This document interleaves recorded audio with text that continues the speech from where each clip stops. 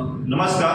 प्राध्यापक सशात विचारी असं म्हणतात की कोणत्याही राष्ट्रासाठी सार्वभौमत्व हा शब्द फक्त संविधानाच्या पानापुरता मर्यादित न राहता त्या देशाच्या सर्वसामान्य जनतेच्या कृतीमधून व देशप्रेमामधूनही व्यक्त झाला पाहिजे. मग सर, लोकशाही म्हणजे बहुमताची दडपशाही असं नाही, तर देश कसा चालावा, कोणत्या तत्वावरती चालावा, त्याचा आग्रह काय असावा याबद्दल समोर येऊन आपली भूमिका मांडणं, त्यातून निवडणुका जिंकणं आणि सत्तेत आल्यानंतर त्या विचारांना खऱ्या अर्थात सत्यात उतरवणं, ही व्यवस्था जिथे चालते आपण त्याला लोकशाही असं म्हणतो. आणि जर लोकशाहीमध्ये सर्वसामान्य जनतेच्या डोळ्यातले अश्रू पुसायचे असतील तर तिथं गरिबीवरती चर्चा झाली पाहिजे, उपासमारीवरती चर्चा झाली पाहिजे, तिथं बेरोजगारीवरती चर्चा झाली पाहिजे, अन्न, वस्त्र, निवारा, आरोग्य, शिक्षण, मूलभूत गरजा, सर्वसामान्यांची सामाजिक सुरक्षा यांसारखे सर्वसामान्यांचे प्रश्न चर्चेत आले पाहिजेत. पण आता हे सर्व प्रश्न बाजूला सारून मुळात आपल्या देशात लोकशाही सुचलेली आहे का प्रश्नचिन्ह म्हणून जेव्हा विषय मंचावर येतो तेव्हा या विषयावर बोलणं मला अत्यंत आवश्यक वाटतं. नमस्कार, मी सलमान बाजे, LLB द्वितीय वर्षीचा विद्यार्थी. विषय मांडत आहे आपल्या देशात लोकशाही रुजलेली आहे का प्रश्नचिन्ह.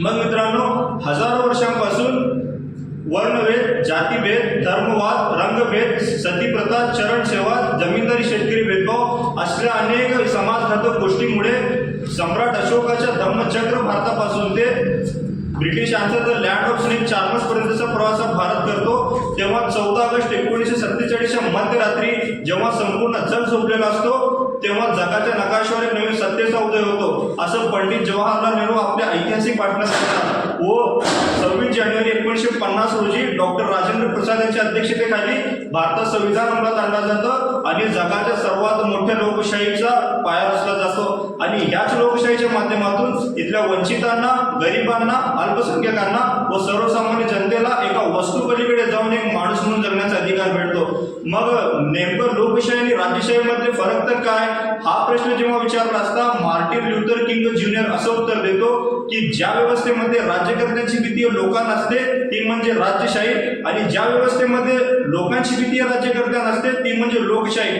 मग जेव्हा हीच भीती राज्यकर्त्यांना दाखवण्यासाठी जेव्हा लोक लोकशाही मार्गाने रस्त्यावर उतरतात तर तेव्हा शेतकऱ्यांना खालिस्तानी, अल्पसंख्याकांना पाकिस्तानी, उत्तर पूर्व भारतीयांना चीनी व बांगलादेशी तर इतर सर्वसामान्य जनतेच्या हाती तर देशद्रोहीचाच प्रमाणपत्र देण्यात येतं. मग ज्या देशात त्यांच्या नागरिकांना स्वतःच्या हक्कासाठी लढतायत म्हणून देशद्रोहीच ठरवलं जात असेल तर त्या देशात खरोखरच लोकशाही रुजलेली आहे का हा प्रश्न माझ्यासमोर निर्माण होतो. पण मित्रांनो, कोणत्याही नाण्याची दुसरी बाजू पाहणे देखील तेवढंच महत्वाचं असतं. एकीकडे फक्त एक चाय विकणारा व्यक्ती आज 140 करोड लोकसंख्येचं नेतृत्व करताना आपल्याला दिसायला लागतं, तर दुसरीकडे एक अल्पसंख्याक आणि दलित समाजातून येणारे कलाम मुर्मू सारखे महानुभव हे देशाचे प्रथम नागरिक म्हणून राष्ट्राचा कारभार सांभाळताना आपल्याला दिसायला लागतात. तर हे सर्व काही इथल्या लोकशाही व्यवस्थेमुळेच शक्य झालं आहे हेही आपल्याला नाकारता येणार नाही. याही पुढे जाऊन ज्या शिक्षण व्यवस्थेवर कित्येक वर्षी फक्त एका विशिष्ट समुदायाची मुक्तेदारी होती त्या शिक्षण व्यवस्थेला सर्वसामान्य नागरिकाचा मूलभूत अधिकार बनवण्यापासून ते फक्त एक मताच्या कमतरतेमुळे स्वर्गीय अटल बिहारी वाजपेयी यांची सरकार पोचलेपर्यंत हे सर्व काही जर या देशात शक्य झालं असेल तर ते म्हणजे इथल्या लोकशाही व्यवस्थामुळेच आणि हेही सत्य आपल्याला नाकारता येणार नाही. पण मित्रांनो, आपल्या देशात खरोखरच लोकशाही रुजलेली आहे का यावर चर्चा करणं सोडून त्या व्यवस्थेचा कसा योग्यरित्या वापर करून राष्ट्राचा खऱ्या अर्थाने भविष्य घडवता येईल यावर चर्चा करणे ही काळाची गरज आहे असं मला वाटतं. आणि हीच अपेक्षा बाळगतो आणि रजा घेतो.